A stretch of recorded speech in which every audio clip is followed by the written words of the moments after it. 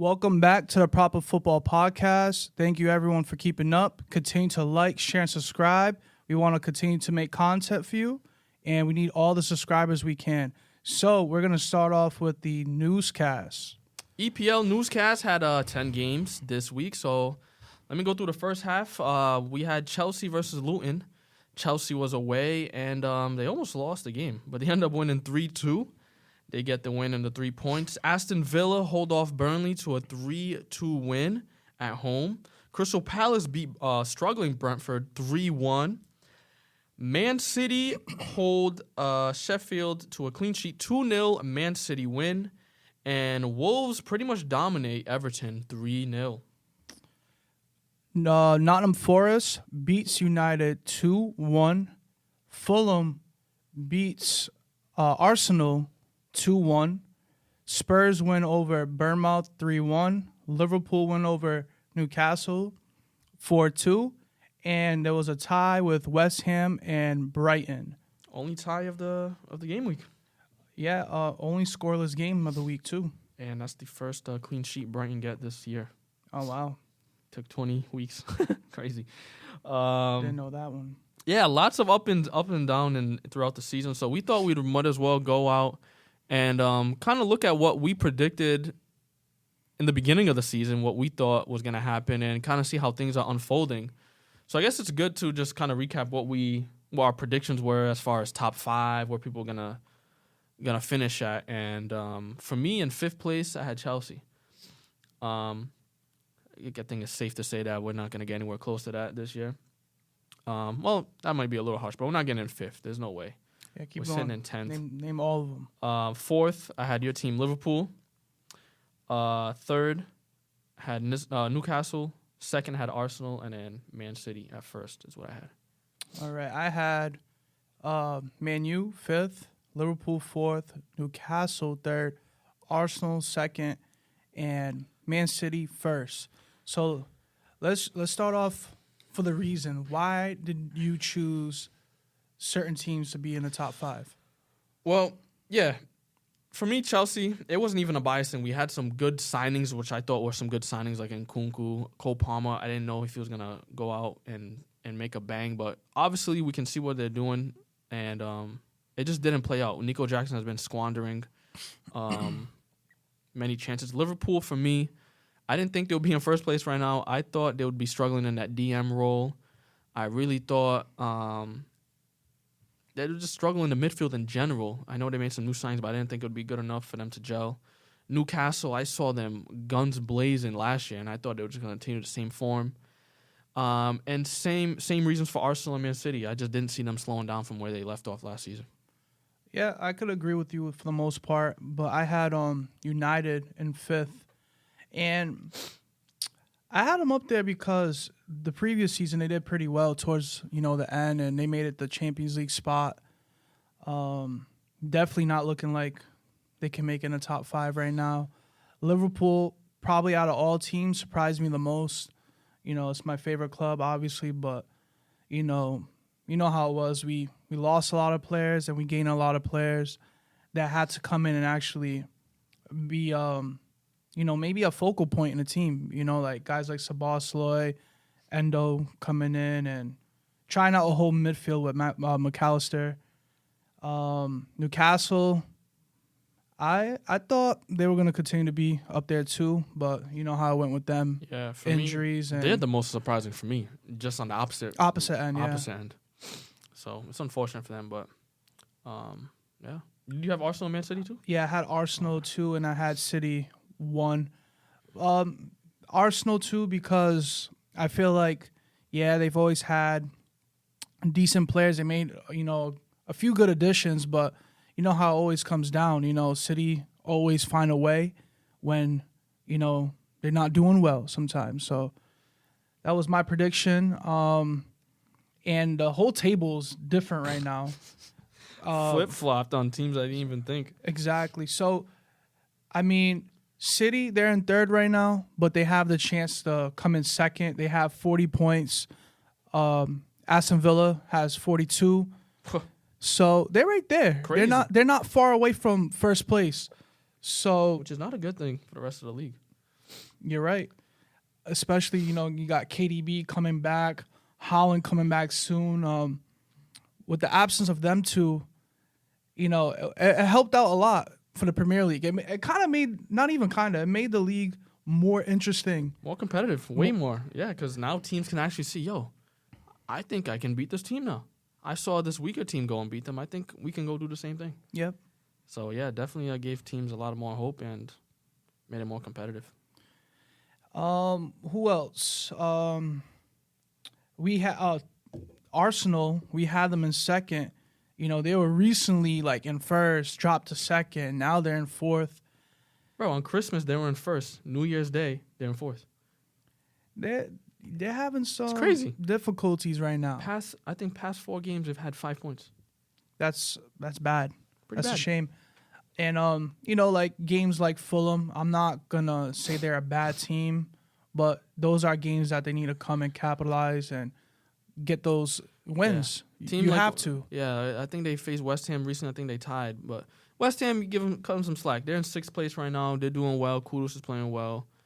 Bowen's on fire, obviously. So I guess I can cut them slack. But teams like Fulham, that's got to be 3 points easy. And West Ham, they're more of a defensive side too. Yeah, tough to break them down. Definitely a tough game. The game with Liverpool, the tie, which my opinion, I think Liverpool should have won, but they come in with a tie too. So, definitely difficult for them, I would say, because they spent a lot of money recently, and they want to be high achievers. Everyone wants them to win the league in a sense. Yeah, like you're saying, they need to do better than last year. And the only thing better than second is first.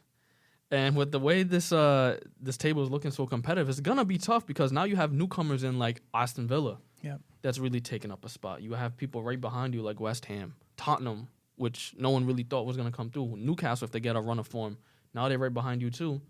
You never know what's going to happen in this league we call the Premier League. Yeah, and then we didn't even have Aston Villa in our top 5. Oh, no. And, obviously we got to pay credit to them. Last season they weren't in the best place, and they eventually found form with Unai Emery. And now they sit in second. That's crazy. It is crazy. That's crazy, man. And then, obviously they lost certain games, like recently with United. Even the first game of the season, Newcastle. They got smoked, bro, 5-1. Yeah. Trying to play that. I think that was a wake-up call for them, though. So after that game, things changed right after. Yeah. Yep. But, one game, though, for sure is that United game. You're up 2-0. You cannot lose from, a 2-0 lead. But it is what it is. They still stand on second. I actually like the concept. I'm happy the Premier League is like this year. I'm happy my team's in first place, of course. And like I said, I didn't see them actually being, that high in the table. But I love to see it. Yeah, I don't think it's going to stay like this. It's going to fluctuate between now and the end of the season. So I think maybe in a couple weeks or pretty soon we can make an official prediction, mid-season prediction. But as of right now, we got to keep monitoring because, a bunch of players are getting injured, bunch of players are leaving. Things are going on in teams, transfer windows open. Anything can happen with these clubs, and even teams that we haven't even talked about too much that can really make a jump and perhaps get into the conversation of the top 5. Yeah, but since you mentioned that, like transfers, we're looking at the top 5 right now. Do you see, any teams making big purchases, or maybe like Arsenal, because, they spent a lot of money, but then they don't have enough quality right now up top. They sit in 4th. Do you feel like they're forced to go into the market, or do you think they stay with the guys they have? Well, I think they have to keep the players they have because they do have a couple injuries, and you don't want to go sell people when you have injuries. Number 2, they did spend a lot of money in the summer. They spent 60 mil on Havertz, 100-something mil on Declan Rice. There's not going to be an overflow of money. Timber was like but 40. Hasn't really played, but hasn't played because of injury. Yeah. Right? But that right there, that's $200 million plus right there. Are they really going to go splash more cash for a big money name this January? I think it's a big possibility. It's possible, but I don't know if it's probable because you can't just be splashing cash like Chelsea's doing right now. You see where that gets you, and they need results now. I think they're gonna have to figure out what the guys they have. One or two teams I see going into the transfer market and making a big signing is Tottenham. I see Tottenham making a big signing. They sold Harry Kane. They have money in the bank. I don't remember too many big money signings they made this season. Yep. This can be the chance where they can propel themselves into the top 4. I'm going to have to disagree. I think if they go into the market, I think they're going to just dive into positions that they really need. Like, they're not struggling to score right now. I think, even with the guys that they're missing in the midfield, like a great career like James Maddison, and now you're going to be missing Son soon and all these other guys. But defensively, I think is the problem. That's where you got to go. Yeah, Davies has been doing good, but obviously not your preferred center back. Emerson definitely needs to stop playing center back. He cannot be there no more. It's not a center back, bro. It's the problem. Davies plays better center back, but Emerson, he messes up a lot back there. Postecoglou's already said he's going into the transfer market and he's buying the center back. Yeah. So that's clear and cut. They need defensive reinforcements because they're opting not to play the only center back they have on the bench, which is Eric Dyer. Yeah, clearly not good enough for the system. So I see other teams like Liverpool maybe going into the market. Yeah, that's a good show. Left backs, maybe a center back too, because Gomez has been playing every position possible. So they definitely can utilize another center back for more coverage. What do you think? Aston Villa could. I think they look pretty strong everywhere. Maybe if they just get a rotational guy for Oli Watkins up top, or maybe like a left winger. But, bro, I wouldn't touch much on that team because they're gelling really well. Yeah, I wouldn't even let people go. You know how it goes. Certain players start playing well, and then, maybe a big club comes in and says, "Hey, we want you." Like Douglas. What's his name? Douglas Luiz. Arsenal wants him. Arsenal, I heard some news about like Barcelona potentially wanting him too. They got the bread? That is the truth. But maybe he could do good in a team like that. But I would say Aston Villa is a team for him. And lastly, all right, Tottenham. They're in 5th, right? We didn't have them in our top 5. We were joking around. We was playing around. Yeah, like you had them in 1st. We was just laughing. But at one point, they were in the title race, man. I mean, shout out to Tottenham. They shut me up real quick. I'm a big fan of how they play right now. Yeah, I can agree. They're one of the most entertaining teams to watch in the Premier League right now. Great coach coming in. I don't feel like he was the coach that was going to come in and make a big impact quickly, But I think he surprised everyone. It's not like a big name signing coach, so... Oh, yeah. I think he surprised Spurs fans, even the players maybe. So I think he surprised the Premier League in general. That's true. Yeah, definitely. Like, you don't have to be a fan to be like, all right, yeah, this guy did something. Same thing with Newcastle. You can see the difference. You can see Aston Villa, same. You can see the difference with the change in managers and style of play. So, the Premier League title race is looking very interesting. And I know it's going to be competitive and exciting throughout the season. Respect. Now, all right, since we're on the topic, we know a lot of players are leaving.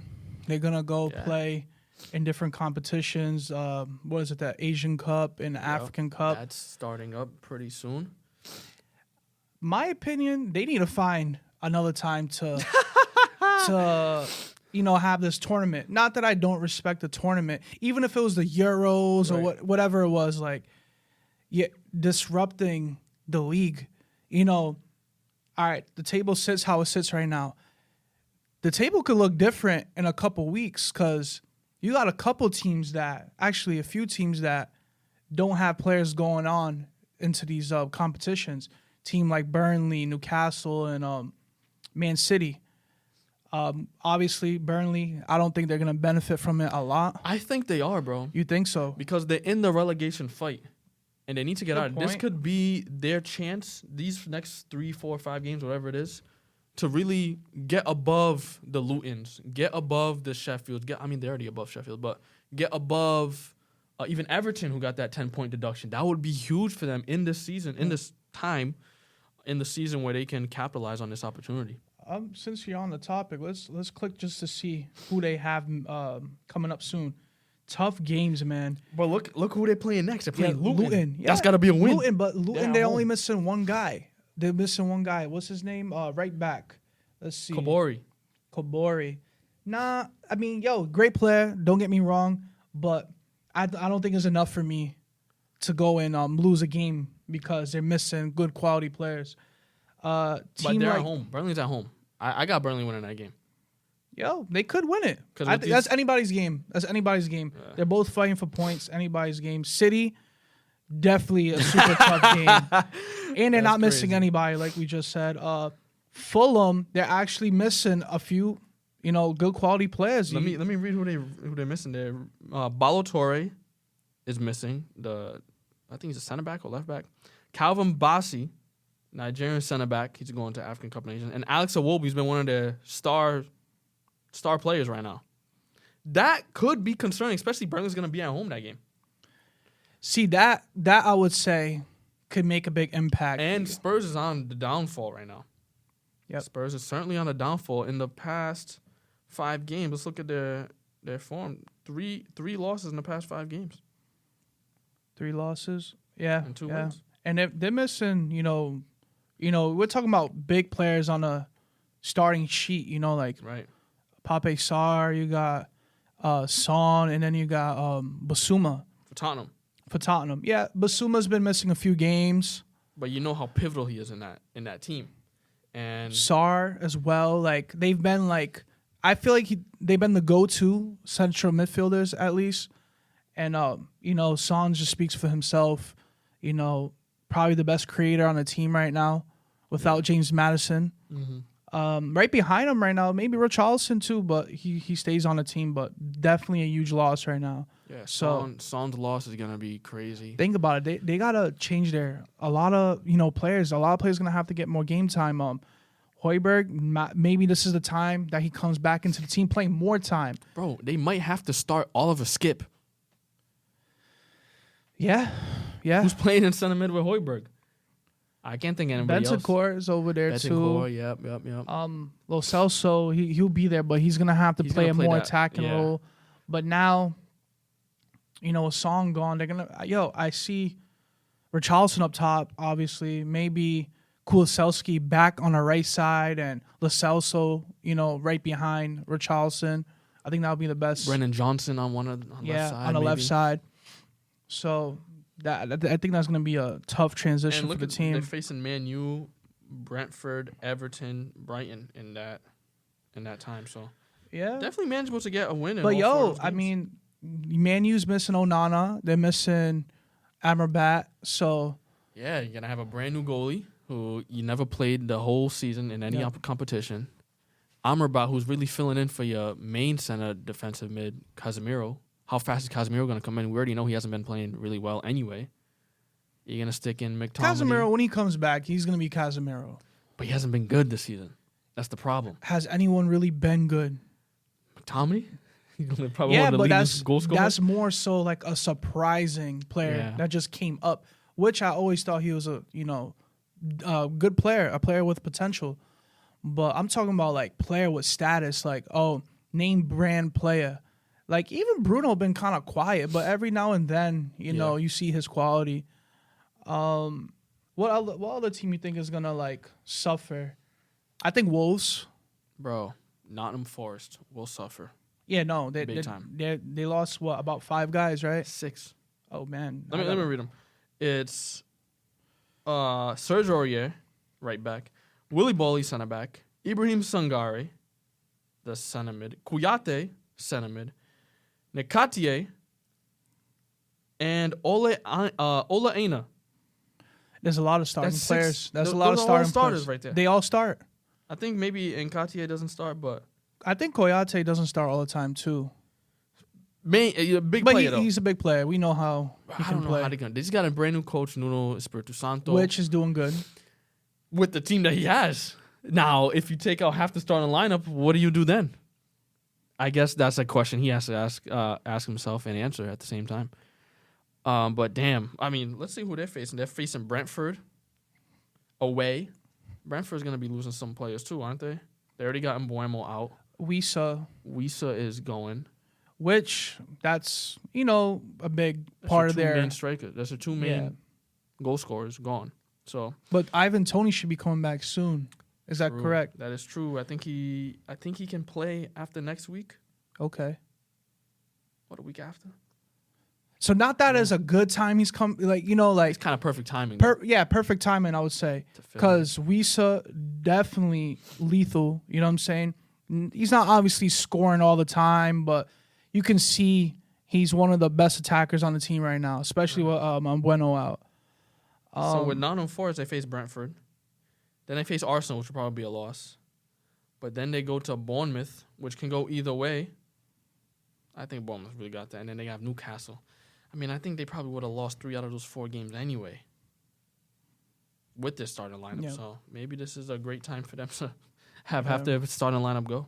And then we got other guys like Ayu leaving Crystal Palace, big player on the team, plays pretty much anywhere on the pitch. Yeah, he's primarily been on the right wing. And another big loss for them, doesn't have to do anything with AFCON or Asian Cup, but Olise is out for undisclosed amount of time.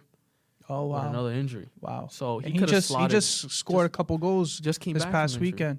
Man, that's sad, man. So who's going to be filling in that right spot? I would have put Olise in there to fill in. But now you're struggling. Yep.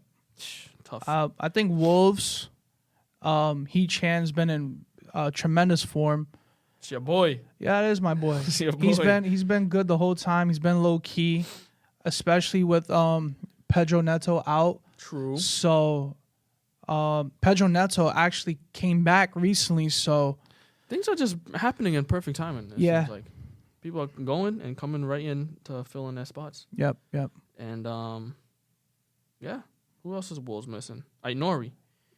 Starting left back. Yep. That's a big loss. As for the other two, let's see, Traore and Hubner. They're not really playing this year. Yeah, nope, not really playing. But one guy I want to really mention is Nico Jackson for Chelsea. Not that he's gonna be a big loss. I think, especially for the national team. What national team does he play for? Senegal. They got a pretty good team. So they could go far. He may come back to a team and might not start anymore. I had the same prediction when we were talking about it earlier. I mean, this is a time where Chelsea need to try out something that's actually going to work. They might stick Broa up top, and he might score like 4 goals while he's away. Put Nkunku and Palmer and Madueke and Sterling and Mudryk and mix all those guys up and see what really works. Yeah. And once they find something that works better than Nico Jackson up top, that could be his whole starting spot gone in a matter of a month. Yeah. It's a perfect time for other players to showcase their quality. Especially when Nico Jackson's struggling. Yeah. The perfect time to take his spot. But Nkunku, too, I mean, he's been playing a few games. Nkunku's starting for me 100% without a doubt in my mind. Yeah. But now... just a matter of where. Now... He could go and play up top if you really need him to, and then Cole Palmer, the form he's in, you can't bench the guy. He has to start every game. Yeah. So Nico, it's a tough one. That's a tough one for him. Another tough one's gonna be Liverpool with Salah. Yep. They're gonna have to find a way. Jota just came back, scored, but they're gonna have to find a way to really come up and find someone that's going to be able to create these chances that Salah usually creates. Can Jota do it? Can Luis Diaz do it? Can Darwin Núñez finally start doing something? I guess we'll have to wait and see, but I think it's going to be difficult as far as a goal-scoring position for Liverpool this little gap. Surprisingly, I think Liverpool will still find chances to create because we have a lot of creative guys in the midfield. And, guys that like Trent that can create from the defensive end and come into the midfield. Liverpool are just going to have to, how can I say, their number one standings. They got to see that and believe in it as a team. Like, we're number one and Salah's leaving. we gotta try to stay up top. You know what I'm saying? Because yeah, we know he's the best player, but even Gary Neville said, he was like, yo, like Liverpool owe it to Salah, you know, to maintain and keep going and Right. you know, honestly keep thriving. You know, maybe Szoboszlai plays out on the right. You know, he's played right sometimes, and you see him sometimes when he attacks. He likes coming in on the right-hand side. That's true. So it's not a bad shout if he goes in there, and then you have maybe Curtis, McAllister playing 6 now, and you might have to put Gravenberch to start, but now, you know, who's going to be the guy that's coming off the bench, too, to play midfield? Just Elliott, you know, it's tough. It's very tough, and that's what I'm saying. Like, you can't just switch around the entire strategy or style of play for just 4 games because 1 or 2 players is missing. Endo's going to be going as well, who I think has been really impressive this last few games, I would say. Endo jumping into tackles and there's really good positioning as a center defensive mid. Like, not going too forward, staying where he needs to go and just doing what he needs to do. Tackle. Yeah. The dirty work. So, I think those are most of the teams we covered for the Asian Cup and African Cup. Let us know what you think about this segment. If we left any players out, and let us know what you feel about, you know, the future of the Premier League. We're gonna talk about Newcastle and Liverpool. We had to talk about this game because even before the game started, we had to talk about it. Yeah, I mean, Liverpool obviously up on top. Newcastle trying to find form again. And my opinion was a great game to watch. If you didn't watch this game, the highlights are 20 minutes long. I'm going to just tell you right now, if you really want to, go back and rewatch the game. You're better off watching the game. It was a great quality game, good chances, mostly on Liverpool's part, but Newcastle had a few. Yep, they did have a few. Nothing compared to Liverpool, like you said. Liverpool came out the gates guns blazing, bro. First minute, just looking to create chances, looking to shoot, making a goalkeeper, you know, stay on his toes. Defense kept backing up. I mean, Liverpool looked like they wanted to score 4 goals in the first 4 minutes. Yeah, that's what it looked like. They had a few crazy chances in the beginning. What was it? There was a pass to Szoboszlai from Endo. They could have made something out of that. Another one when I forget who shot the ball, but Botman toe poked it out of bounds. I've got to credit the Newcastle defense when it came on to last ditch defending, sliding, making tackles last minute on a shot and blocking. They did their thing. But continue. I didn't want to cut you off. No, it's fine. That really impressed me. No, that impressed me as well. Especially with the likes of Trippier being out. True. You know, top quality right back, but obviously too he hasn't been in form. But he would have started this game regardless. Let's be real. If he was in, if he was healthy, you can't bench him on one of the biggest games of the season. Yep. Come on. But Liverpool looked like they were trying to like kill Newcastle. It looks like they were trying to do a 7-0 route like they did to Man U last year. Yeah. That's what it really looked like. Start early, get that first goal, and build on it. Momentum. It didn't look like they wanted to slow down at all. And I really think Liverpool, they're becoming that team that can create a lot right now. You know, at one point in the game, it was like Liverpool had 23 shots to like Newcastle's like 2 shots. And I think they got 1 goal out of that. So that's the thing. Creation is not the problem. And Chelsea somehow have a similar problem. It's the finishing. And for me, it's Darwin Núñez that's got to finish his chances, because if he finishes his chances early on, like I'm saying with the momentum thing I'm talking about, once you score that 1, you can go get 2, 3, 4, 5, and you can put that game to bed in the first 20 minutes. But it's kind of like now you're costing your team some momentum and some belief and some hope that this game is going to be done and dusted because you're missing your chances. Now there's some subconscious thinking going on, like, man, I don't know if he's going to score. I don't know if he will. I don't know if he's going to score or not. What's going to happen? Could have been 4-0 in the first 15, 20 minutes. Bro. Yeah, I seen something that it says right here. Darwin Núñez has missed as many big chances in the Premier League this season as Nico Jackson and Richarlison combined.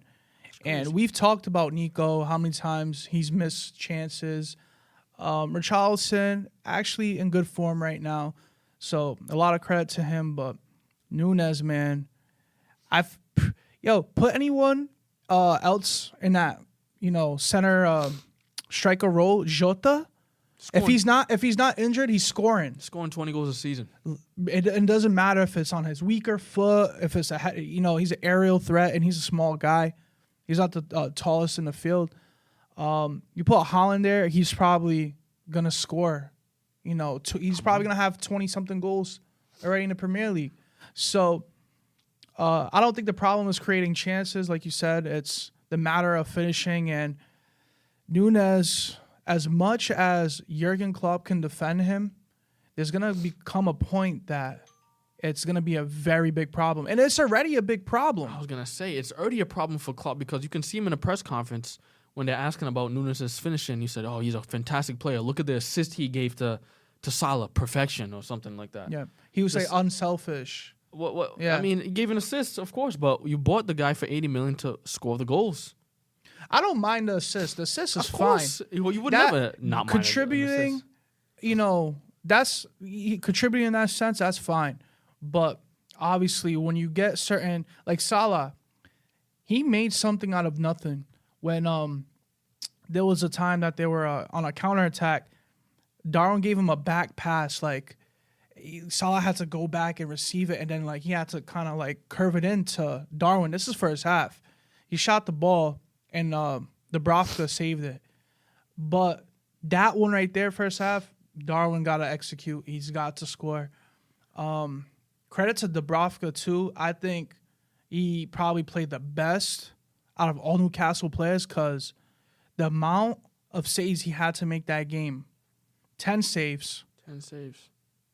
Nick Pope, not around, former starter of the team. Yeah. Coming in as a backup and showcasing a good quality performance like that. And it's not easy for someone who used to be the starter to then get benched, to then come back and come in like nothing happened. Because you lose a lot of confidence. You can see what's happening with Ramsdale. It's tough for him to come back. He's making mistakes. He's doing all this stuff. So for Dubravka to do that, come in and make 10 saves in the game, save a PK from Salah, I mean, he's really playing really well. I mean, it gave that Newcastle team belief when he made that first PK save. Because after that, I saw Newcastle maybe we can go on the counter a little bit more. But it wasn't enough for Newcastle. I thought they would be playing a lot better now because a lot of their players are coming back from injury. But it's really tough to see that after they just had a great start to the season because, you're going to need to at least tie these games if you're going to make it to the top 5, top 4 at the end of the season. Yep. And right now they're struggling. They're in 9th, bro. 9th. Yo, United's in front of them. Brighton, West Ham, all in front of them. Brighton, West Ham, okay. But I'm talking about United, the way that everybody's been downplaying them. And we're right behind. Chelsea's right behind them. Yeah. We're right behind them in 10th. Yep. Which is no excuse, but, I think what helped them, too, was, their performances in Champions League. You know what I'm saying? So, the performances Champions League were oh, wow, they did pretty good. But in the Premier League right now, they're suffering. They have 9 wins, 2 draws, and 9 losses. Dude, that's a ton of losses. In the Premier League. Bro, I mean, they conceded 4 goals. Their goalie did their part and we're making 10 saves. So 4-2 was the final score. But in the past 8 games, all competition, they've lost 7. They've lost 5 away games in a row. It's unacceptable for a team that's shooting for the top 4, especially if you did so well last year. You made more signings and not really lost anybody. I'm not understanding how they forgot to play because it's not like everybody's injured on the team. They have a solid starting 11. And something's got to change for them if things are going to change. It starts with how you play on the pitch. So yeah, sometimes you go through a rocky patch. This is more than rocky. This is treacherous. Yeah, I agree. I agree. But I feel like once they start, maybe when they get that one win, they're going to start, coming back and executing more. My only problem that game is Liverpool's defensive errors. Credit to Gordon, nice pass to Isak too, incredible finish. But still, I think a game like that, Liverpool should be walking away with a clean sheet. True. If you're creating that many chances, you cannot be, lacking on the defensive side. And not only that, Newcastle were kind of wasteful on the build-up. Like, they would get to the final third and then lose the ball randomly. Or not have enough players inside the box and nothing coming out. Almiron coming off the bench and looking like a waste man, to me at least. Liverpool really got to show that they're a top-tier team and not conceding goals. Because you go in the Champions League deep into the round of 16, round of 8, and all that other stuff. These teams are going to capitalize on you and not allow you to get another chance. Yeah. So you need to capitalize on the defensive side as well as the offensive side. But it also shows, too, that, a team that only had 2 chances and they made 1 goal out of that chance, and they were tied. Yeah. At the half. So that tells me how good Newcastle can be, and it tells me how bad Liverpool can be. But now other teams can come in and say, hey, maybe if we can just get 3 or 4 chances against Liverpool, maybe we can create and get 1 goal. It's true. It's not like Liverpool have bad defense. You know what I'm saying? Sometimes they're going up, they're attacking too much, and it leaves open spaces in the midfield, But definitely have to be better back there. I got to agree with Eddie Howe. He said that the lads gave everything and they committed physically to the game. That was the only thing that they did.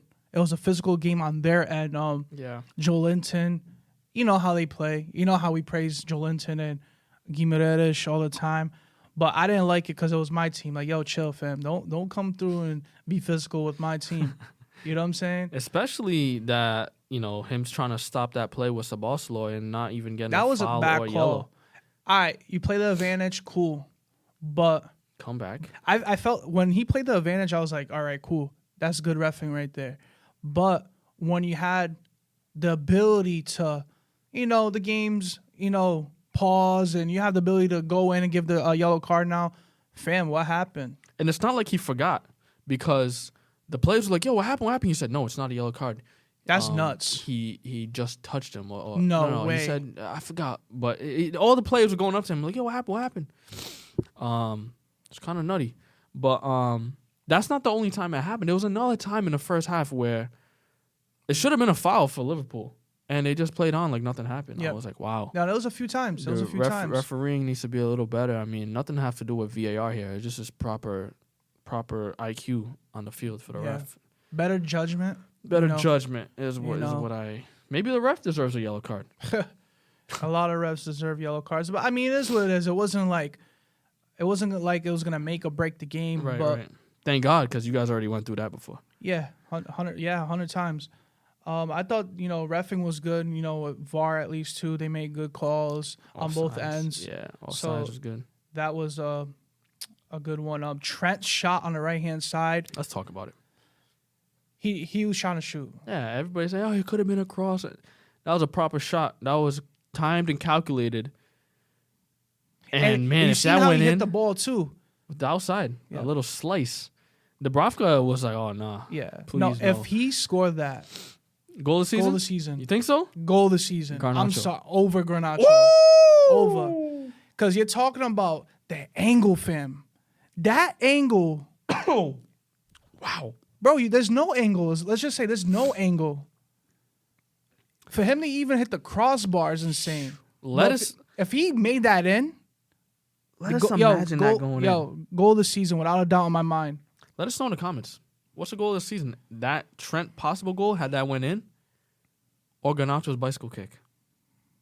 That would be interesting conversation. Yeah. I think I still got to go with Garnacho. Because that was a proper bike. It was, but... Proper bike. I think if Trent played for Chelsea, Garnacho would have been your vote. Nah, see, you're politicking right now. No, I just think the angle and the effort he put into that ball, like, I just think is insane. To even have the thought or the audacity to go and shoot, it was crazy. And to come that close and hit the post, something else with that guy. His passing, shooting is outrageous. But Diaz, let's talk about Diaz, man. I saw a different Diaz than I've seen in the past few games. This is the type of Diaz we want to see. Coming in from the outside on the left and cutting in. Can get in a shot. Can lay off a pass like he did for Salah.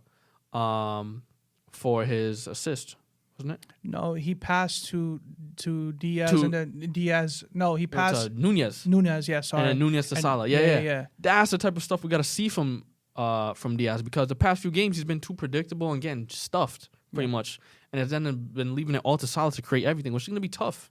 I know Salah can do it, but you can't rely on him every single game, especially now that he's going to be gone for 4 or 5 games. Can Diaz continue that? I hope so, because it's enjoyable to see a player that we saw do the same thing last year when they first got him. Yeah. Big difference for me too. You won't see it on the stat side. Right. He definitely had a big impact on the game. Like you said, creating, running.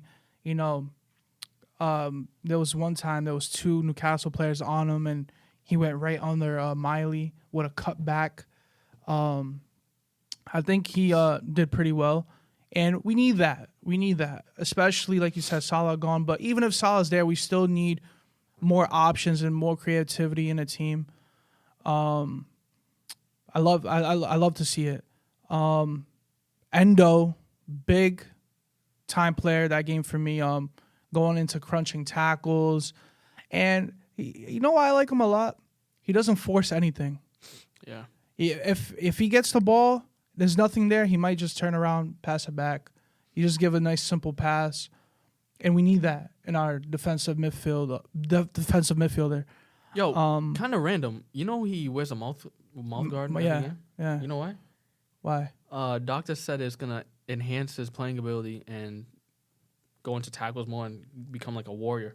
Because he probably, when you crunch your teeth right before the tackle. Boom! Yeah. And hey, if it works, it works. Wow. Safety first, I guess. But yeah, it's working for him.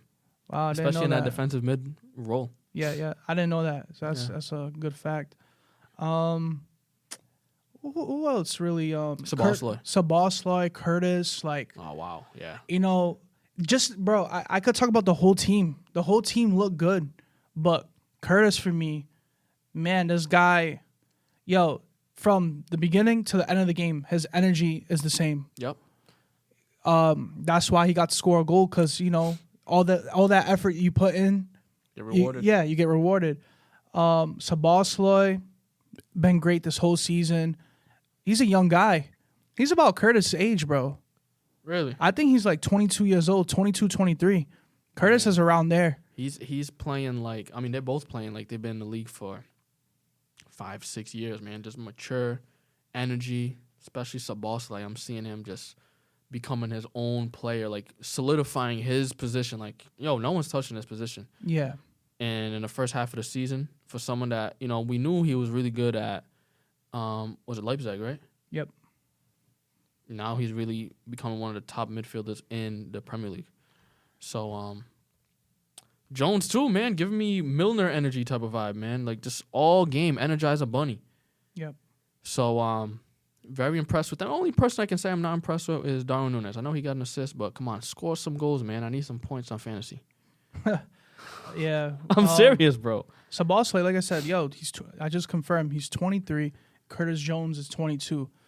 I feel like Szoboszlai is like a real leader in the midfield. Very strong on the ball.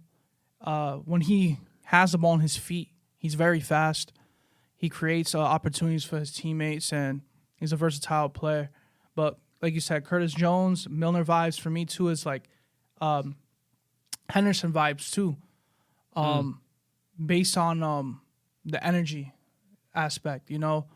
I think he's a better creator than Hendo for sure. Yeah. But back in the day, Hendo, he wasn't really a goal scorer, but when he scored goals, he scored like, crazy goals. Yeah, back in the day, everybody played their role. So I think if Liverpool can just find a player just to play their role and play it at 100%, you guys will win the league. Yeah, I agree. And you got guys like Gomez. Gomez is looking scary right now. If he can just find his role and play that and don't worry about anything else, boom. Same thing with Trent. Same thing with McAllister. If they can just find their role in that club and just play the same game every single game with high intensity like they love to do, I think you guys got the Premier League in the bag. Yep. That's a fact. I think so too. All the goals came in the second half, surprisingly, and I wasn't expecting a 4-2. Yeah, it was 0-0 at halftime. Oh, I thought it was 1-1. What was I? Wait, was it? I think it was 1-1. 1-1? Isaac scored in the first half, no? Wait, did he? Maybe. Tied it up? Are you sure? Let's look it up, my friend. I'm pretty sure, though. Let's see. I believe they came all in the second half.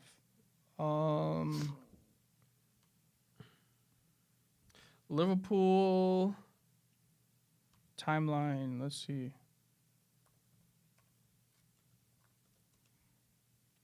Actually, I think I have I'm pretty photo sure over here. Let's see. No, damn. Where is it? Yeah, look. 49th minute. Oh, Liverpool 1-0. 54th minute 1-1. Yeah, they all came in the second half. Second half. Where was I? So that's crazy to me. Yeah. I mean, at halftime, at 0-0, Liverpool would be very disappointed. We're having 20-something shots and no goals to show for it with a missed PK, especially Salah. I know at halftime he was like, am I really going to go into African Cup of Nations with a performance like that? Nah, something's got to change. And obviously something changed because he came back with an assist and 2 goals to win the game and pretty much lift his team to victory. Yeah. They definitely woke up second half. Both teams, woke up second half on the goal side. But I'm happy Liverpool are able to do it because now, you're 3 points ahead right now. You need all the points you need. We can't stress this, anymore in the Premier League, especially how close it is. Gakpo scoring, not the best goal, but he scores. Got to be at the right place at the right time, man. Yep. And he finished. And Salah got 2, and who else got 1? Oh, yeah, Curtis. Yep. I think they were all good quality goals. Simple, too. A bunch of, passing right in the 6-yard box and a nice tap in. I love those type of goals, and you love those type of goals, too, especially in FIFA. Start out wide. Yep, start out wide. And this middle pass. Yep, sweaty, we know that. Sweaty pass down the middle, man. Yep. Those are the best goals to score. Because every time you do that, I'm like... It shows how good guy. you are and moving the ball, man. Yeah. So, game ends 4-2.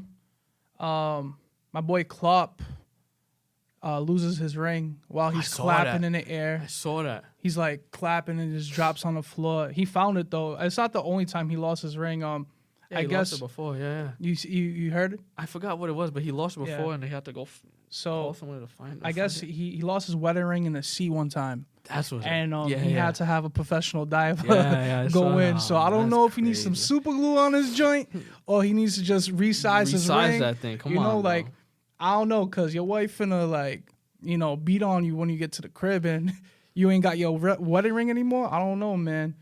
Definitely resize your ring if you have a chance. Yeah, Mrs. Clark. No. On a serious note, imagine you lose your wedding ring. Your wife is gonna be pissed.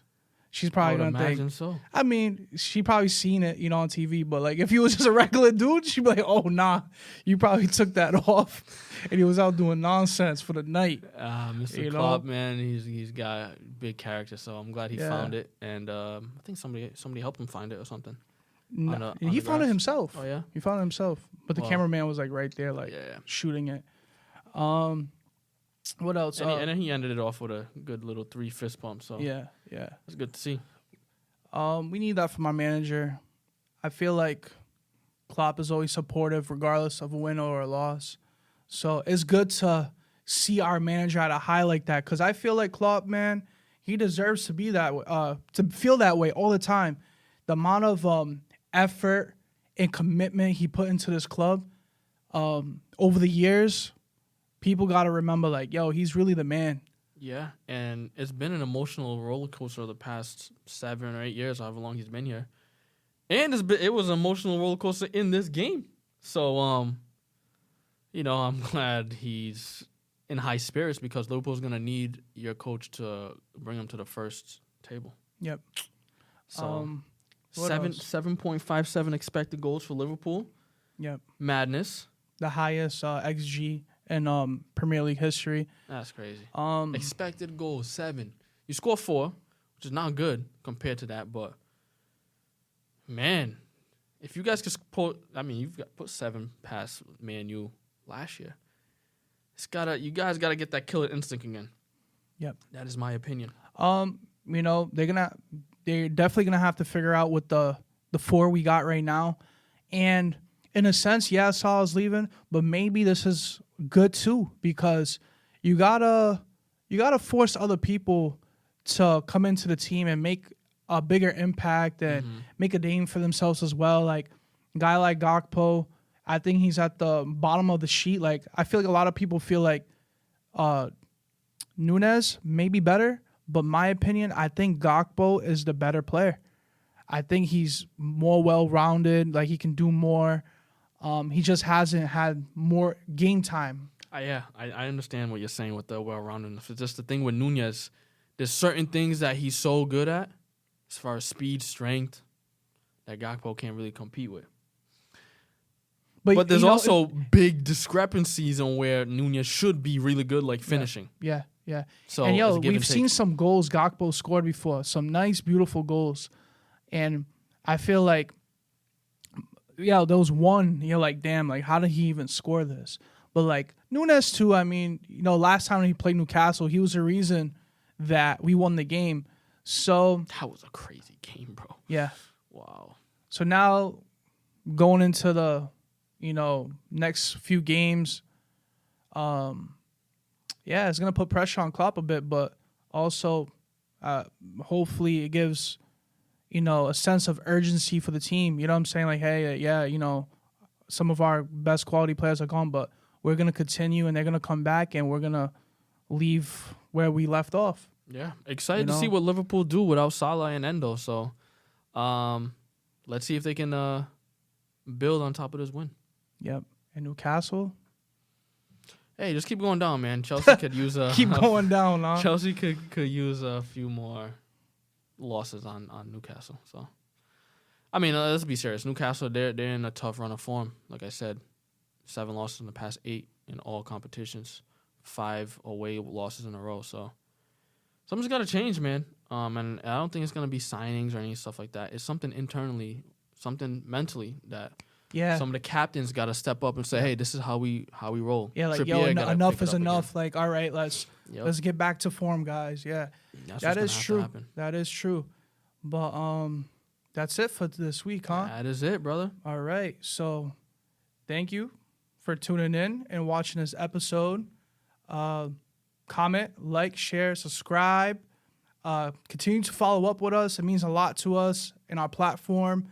We want to continue to grow, like I've said many times, and hopefully you continue to watch. So let us know how you felt about this episode. So like, share, subscribe, like I said, and thank you for watching and tuning in. Until next time.